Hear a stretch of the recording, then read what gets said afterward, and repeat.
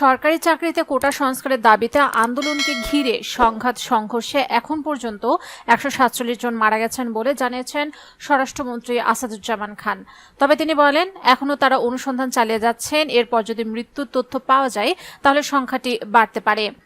রোববার স্বরাষ্ট্রমন্ত্রী নিজ দফতরের সাংবাদিকদের সাথে আলাপকালে একথা বলেন তিনি। সরকারিভাবে পাওয়া 147 জন মারা যাওয়ার তথ্যটি রোববার পর্যন্ত পাওয়া হিসাব অনুযায়ী বলে উল্লেখ করেন মন্ত্রী। তিনি জানান, মারা যাওয়া ব্যক্তিদের মধ্যে ছাত্র, পুলিশ সদস্য সহ বিভিন্ন পেশার মানুষ রয়েছেন। বিভিন্ন হাসপাতাল, বিভিন্ন জেলা থেকে নিহতের এই সংখ্যা পাওয়া গেছে বলে জানিয়েছেন মন্ত্রী। স্বরাষ্ট্রমন্ত্রী বলেন, কখনো বলা হচ্ছে 500 জনের মৃত্যু হয়েছে।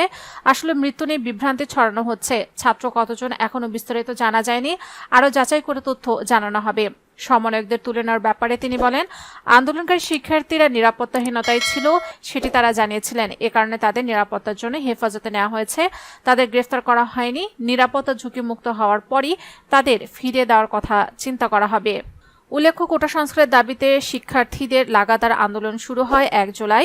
15 জুলাই ঢাকা বিশ্ববিদ্যালয়ের শিক্ষার্থীদের আন্দোলন ঘিরে সংঘর্ষের পর বিক্ষোভ ছড়িয়ে পড়ে প্রায় সারা দেশে। এর পরদিন থেকে এই আন্দোলনকে কেন্দ্র করে ঢাকা সহ দেশের বিভিন্ন জায়গায় হামলা, সংঘর্ষ, সহিংসতা, ভাঙচুর, অগ্নিসংযোগ ও হতাহতের ঘটনা ঘটে।